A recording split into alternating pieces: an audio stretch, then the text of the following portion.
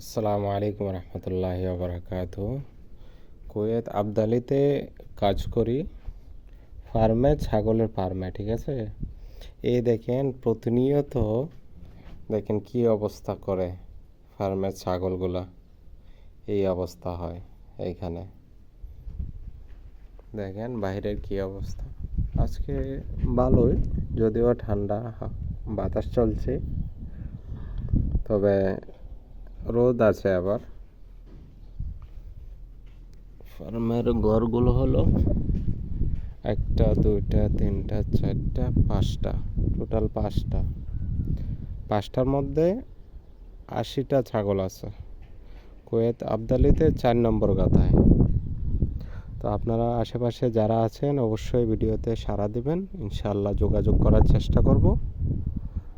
বিশেষ করে বাঙালি বাংলাদেশি ভাইয়েরা যারা আছেন কমেন্ট করে জানিয়ে দেবেন। হ্যাঁ, ওকে, আসসালামু আলাইকুম।